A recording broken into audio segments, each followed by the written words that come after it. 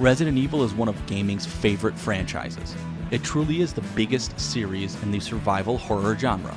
The combination of puzzles, epic boss fights, and genuine fear had never truly been done before in a video game. Resident Evil gave gamers something they didn't even know they were missing. Today, Jim and I at GeekUSA are going to take a quick look at the newest installment of the series, Resident Evil 7. All right, so now we're discussing... Oh, that's a big gun. That's a big gun. Yeah, we're discussing a little bit of Resident Evil 7 here. So, game came out this year. I've been in love with it. It's not perfect, got some flaws here, but I guess we're going to do a little commentary on, what we're seeing and what you think about it, and what about everything that's going on here. So, Carl, my memories from Resident Evil are stupid hard game. There's no bullets, and you die over and over again. And God damn it, where's the typewriter? Those are like my memories. So, first of all, the first thing I'm seeing here, this game looks awesome. Like what have they done here? Like what? This is an insanely upgraded engine. Is there anything special about this version?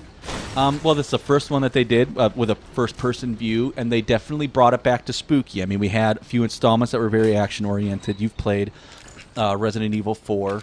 Where inventories are abundant and ammunition is everywhere. So they tried to bring this back to something a lot more spooky, and they did a really good job. So in this game here, our hero's long-lost girlfriend send him an email telling him to come pick her up, and turns out that she's being held captive in this house by this creepy family who is besieged by a young girl who's got the power to control people and their minds. That dude hanging on the wall? Yikes. That's the sheriff. A little earlier in the game, Mr. No Shirt shoveled this dude's face in half. It was awesome.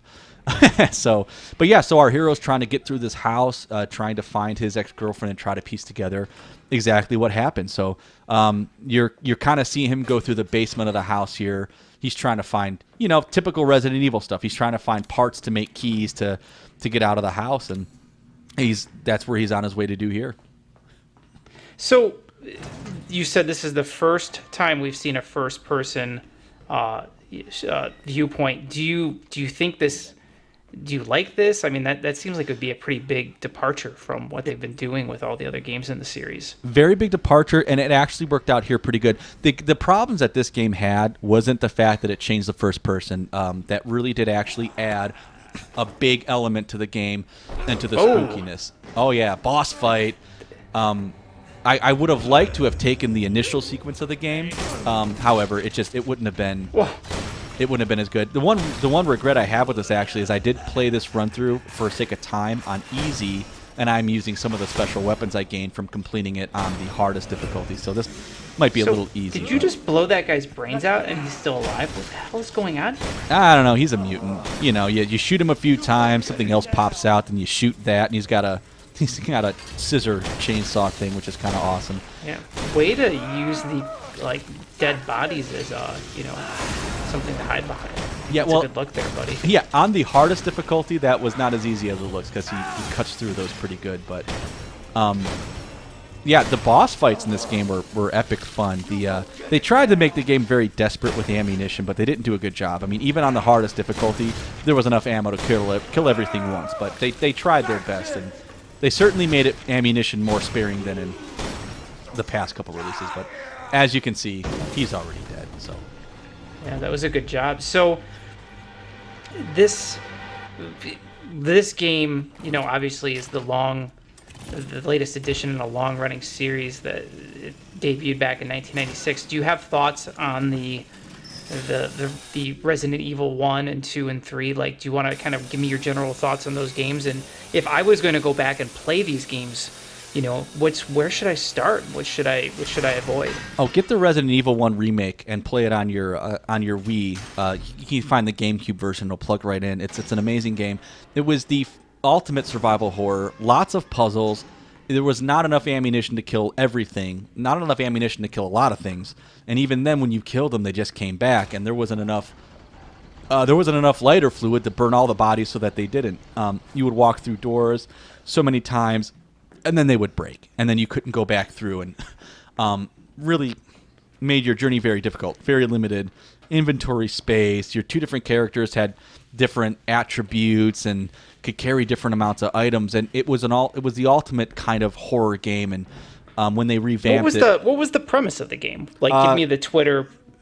Yeah, you're a police department responding to some sort of a call. Your helicopter crashes, and then you've got to run into this house that turns out to be a front for a big giant lab that's of a company that's creating zombies, and that's what you're trying to do is get out of this house and get safe. The subsequent 2 releases happened bookended right to that. In fact, Resident Evil 2 and 3 both take place very much in a very similar environment. 2 is much more action-packed, more ammunition, still good environment, still good puzzles. Maybe just, a little easier. Resident Evil 3 was very redundant. I didn't quite like that one. This game here, what they really try to do is bring it back to, let's make everything super hard to kill. Let's not give you enough ammunition. And why am I taking so long to save? Jesus Christ. And so why is that fun? Like, what is... Because that doesn't sound fun. But desperation is great fun. You're right. It doesn't sound fun. It's fun when you add puzzles and add things that you have to figure out. Where this game, spoiler alert, that is our main antagonist there. You just don't know it yet. Where this game really kind of fails in that they try to create this desperation. They don't. You still have enough ammunition to kill everything, and there's really not puzzles in the game. You get some puzzle-ish stuff, but there's nothing like here that... this Hydra monster thing here you're trying to put together? Well, that kind of... You get these shadow puzzles. You'll see one here in a few minutes where you get like a very abstract kind of shape, and you have to kind of move it around against this light source to create a picture. And you get a couple of those, but you don't really get a lot of creative puzzles in here. You get one really awesome puzzle where you're trying to escape this room that was set up by a deranged person setting you up for this really creepy birthday party, and you got to escape it without getting yourself blown up. It's a great puzzle, but that's the only one. Also, the villains and the bad guys in this game, those big moldy looking guys, you don't really get a lot of variation of those guys. And there's many instances where if you just walk out of a room, they just disappear. And then you can walk back into the room and they're not there anymore. There were just too many failings where if you want to create a game where there's a rush and there's a desperation, you've got to make the bad guys larger than life, or you've got to really limit how much ammunition you get, or both. And they just don't do a good job of it in this game. Very fun game. I played it 4 or 5 times. I obviously liked it, but... Well, so before we get your kind of overall rating on it, why don't you tell me a little bit about Code Veronica? So you said 2 and 3 were kind of, retreads of the first one with diminished returns.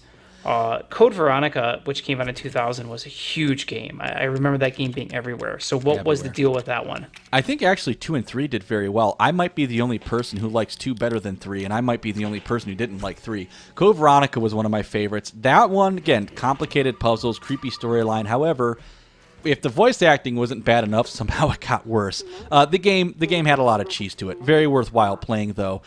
These were all these games had the very similar feel with that kind of third-person view. This was, I think, the first one that gave us full 3D environments, and finally we get a storyline that doesn't take place in the same city, in the same police department, and things of that nature. So, it was probably the last one of this, third-person view that we got that was an amazing game. They did one shortly after that. I forgot what year, but Resident Evil 0, great-looking, stupid characters, horrible voice acting, and they get back to the stupid house. So instead of going to a new environment, they take us back to some remake or mimic of the goddamn house, and they try to bring it back to form, but they don't do a very good job of it there either. Now, having played Resident Evil 1, when I bought Resident Evil 4 for my GameCube 10 years ago, you can imagine my surprise. It was like the same kind of game in terms of the third-person view and the way the characters looked, but it was completely different. Everything happened in real time. There was tons of weapons. Everything was attacking you. It felt like an action game. So what was the deal with that? A very fun action romp. I mean, I guess at the time, I would have hoped for something more traditional, but I couldn't be mad at it. And it wasn't what I was expecting, but it was a really good, solid game. I mean, I've played that one, have probably played Resident Evil 4 a dozen times. So very different. They changed it to that over-the-shoulder thing that you're going to see. You would see in the next also 2 releases that sucked. I mean, Resident Evil 5, Resident Evil 6. I mean, same idea. Just not So very why do good. Resident Evil 5 and 6 suck? Or as I should say, total suck and more total suck. I guess that if you're going to kind of divert away, that's okay to do. But the stories just weren't there. The playthrough, it just wasn't. There was just something about it that it was almost like certain aspects of Resident Evil 4, but better. Whoa. Who's that? That is the girl. I thought we should get this. That's the girl that we're trying to save. Oh, she looks kind of scary, dude. She is. She is also. She is also demented and under control of our main antagonist as well. What just happened to her? Oh yeah. Oh yeah. Yeah, that's the guy. That guy, we don't get to do a boss fight in this game, but he does set up that really awesome. So what's he doing to her? Oh man, He's taking her. Ass. Yeah, well, you need a motivation in the game, right? So plot point. We're still trying to get her back. Earlier in the game, she tried to kill him, and he stabbed her in the neck with an axe. But oh man. So he's trying to figure this whole thing out. Why? What happened to her? How did she get here? Whoa. Yeah. Jeez. So that is vagina bug sack that we're going to get very acquainted with here. And so yeah, this game where it really nails it is the story. Very creepy story, very creepy environment, creepy ambiance. Maybe the gameplay I thought was too easy. That's an easy fix, and again, ultimately doesn't necessarily take away from the game. The harder difficulties don't necessarily besiege you with more bad guys. It kind of just make them harder to kill and faster, but ultimately you don't get anything super unique or new out of it. So what is give me the Cliff Notes version of what's going on here? What's the story? So the story is, the parts that you don't know is that his girlfriend Mia works for a company, and this company created a weapon in this young girl, way overused plot point. And the idea is that she can create or vomit this fungus type thing that creates these big moldy looking creatures, but also can infect people and take control of them. And then they become... It is gross.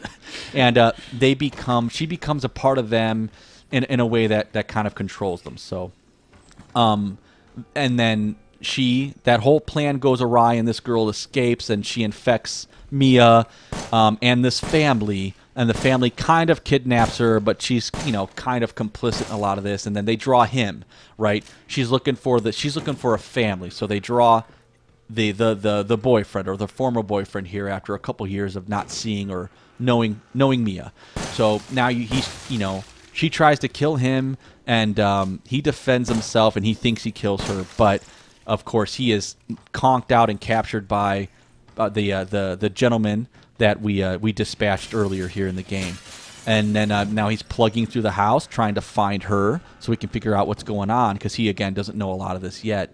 And that's where we're at the immediate moment. So he's going to plug away through the house and try to see, can he find out what's going on with the help of one of the family members who is not as far infected. She's trying to get out too. Her name is Zoe. So you're going ahead looking for, ways to create a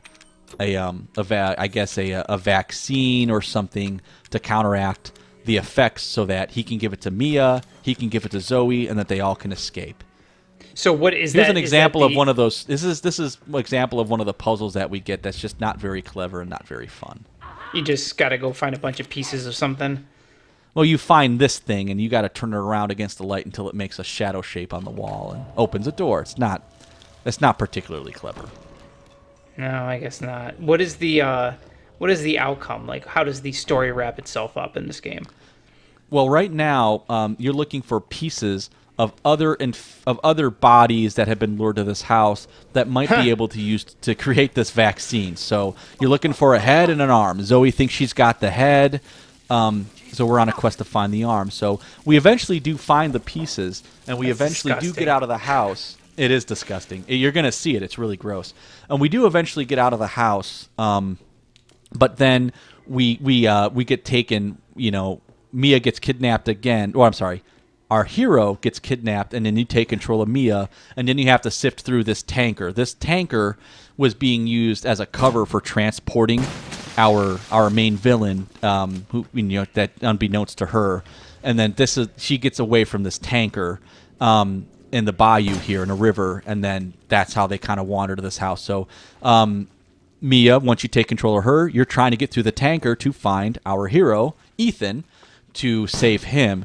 You eventually do, but then you take control of Ethan again, redundantly, to go again save, the world, I guess. Now you know what's going on. By now you've seen all the files and you figured out what happened, and now you're on your way to kill this little girl who is actually now the old woman. The company built in a failsafe that she would age rapidly just in case she ever got loose. So now she's a incredibly old woman who's probably days away from death, which once you kind of figure that out, really takes away the urgency of having to kill her. But that's what you're on the hook to try to do at the end of the game, and eventually you do succeed. So I see you walking past some of these characters. Why are you not engaging them? Because you don't have to, Jim. This is the problem with creating urgency and desperation in the game. There was no point in Resident Evil 1 where I think I could have walked right past one of the zombies unless they were I was behind them or something. So once you kind of figure that out, blowing through this game isn't really as complicated as it seems. So one of the bigger drawbacks here. Eventually we have to kill Vagina Bugsack Lady, but not right now. So I've noticed it feels like you've had a lot of praise, but you've also had a lot of reservations. Where does this game stack up against the rest of them? Is it a middle of the pack? Is it a welcome return to form? It's a welcome attempt to return to form. They need to make it harder with some more puzzles, but I would still put it in the middle of the pack as far as the overall experience. I think when you make a game this easy, the first run-through I played it, I completed the game in 8 hours. I mean, it's a $60 game. I got it for my birthday. I was just going to ask, what's the run-through time, yeah? 8 hours, and I took my damn time. My second one through on normal, I did it that was on the easiest difficulty. It took me 8 hours. I wanted to capture the whole environment, right? On normal difficulty, I ran through it in 4. On the hardest difficulty, I ran through it in like 3.5 hours. On this one, I clocked in on under 3. So, just too quick. Too quick for, I think, what a Resident Evil game is supposed to be. There were some repeat values. Some of the medals you can earn are kind of fun. Going through it without using the item boxes or going through it without healing yourself, things like that. So some of those were kind of fun to get through. But ultimately, the level of difficulty for this game really sets it in the middle of the pack. Well, but if you played it a handful of times, at least there's repeated play factor. I have played the game like 6 times. What do you think they need to do to make the next installment better? Just do this. Great story. Amazing story. Well executed. This is the first time where the voice acting was good. It wasn't just tolerable. It wasn't just not bad.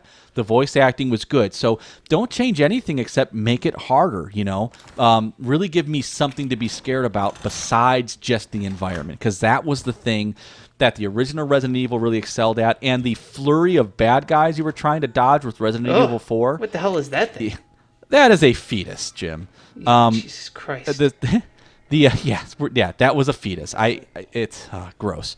I'm sorry. That's hard to see. I don't care. All right, here's an example of a truly stupid puzzle. This puzzle, I'm supposed to hang a lantern on that to open that door, but the level is 2 inches away from the doorknob. Jim, you or I could have just put our hand on it, level it off, and open the door. But nope, not in this game. You've got to walk away and go find a lantern to hang there because you're too stupid to figure this out. So I should have taken more time and stared at it so you can kind of see what I meant. But overall, just make the game harder, That's all we really have to do. Actually, I have to go back because I need to trigger the stupid phone conversation to go on. But you communicate through Zoe through these little phone conversations. Do you want to see more of this first-person shooter perspective? Yeah, if they keep doing it like this, absolutely. If there weren't so easy ways to get around the bad guys or get around, playing the game essentially, because a lot of that stuff when you're getting around, when you're just walking through some of the bad guys without having any consequences, you're really just getting around the game. So if they can keep this first-person aspect and keep it spooky, add more puzzles, like really good puzzles and just make the game hard. You know, I mean, they have a difficulty on this called Madhouse. It really wasn't that much of a madhouse. That's all that they got to do. Very cool. Oh, there's the lantern. Plot point. Yeah. And somebody just took it. So what's going to happen now? Are we going to fight somebody? We are on our way to fight Vagina Bugsack Lady. You'll know what I mean when you see it. It was truly... They did a really good job with the... Of making her look like her vagina was a bug sack. Yeah. Very creepy. Creepy, man. They did a really good job of it. I think that... I think this video clip here of the playthrough kind of caps out with defeating her. But yeah, I mean, you know, that's all that they got to do. Just make it hard, you know. Great graphics. So real quick, let's give some bullet points for somebody who's watching this and maybe thinking that this is something they want to check out. What game systems is Resident Evil 7 available for? PlayStation 4 and the Xbox One, and then of course the newer versions of both. You know, they kind of half a generation in are upgrading systems now. So yeah, you can get them on both those systems, and it's this was a fun boss fight. This is one of those ones that, again, they could have made it... The boss fights in here were plenty hard. This one's obviously going to be easier, but this was a fun one here. They did a really good job with it. All right, so the other... Yeah. So then the other question I would have for you is, you can get it on the two new systems. Is it the same game on either system, or should somebody look for one over the other? Nah. It's the same one. I don't think they really pulled any exclusivity tricks like, you know, they used to do with, like Nintendo had exclusivity over, what did Nintendo have, like exclusivity over the remake of Resident Evil 1 and like the reissues of 3 and it was nutty. Nothing special about this. If you got a PS4 and Xbox 360, just go and grab it. It's worth the play. I don't know if I would say that. I mean, I played it 4 or 5 times. I mean, so it's definitely worth the $60, but it's a good game. It's definitely gives you a lot to look forward to. Okay, so it's a middle of the pack installation. It's the big difference here, obviously. Well, yeah, Jesus Christ. Yeah, if you let her go on long enough, she lays these freaking bug sacks on the wall, and then these wasp thing comes out at you to kind of slow you down. It's kind of nuts. Yeah, yikes. So. But yeah, pick up the game. It's good. Good story overall. I mean, you can't really complain too much. Well, there you go. You got your lantern. All right. Well, I think that's gonna be the end of our review on this guy. So it is worth the $60. Make it harder next time. Better than half the Resident Evils, and it's the first time we're going to see a first-person shooter. And I think it looks awesome. Like this gameplay looks like they somehow managed to kind of keep all of the hallmark, you know, kind of vibe and creepiness of the Resident Evil series. But and they fixed a lot of the clunkiness. As much as I love that first game, controlling that character was just it was driving a Dodge Durango with a school bus on top of it. Exactly. Hey, put that door back! Put that door back!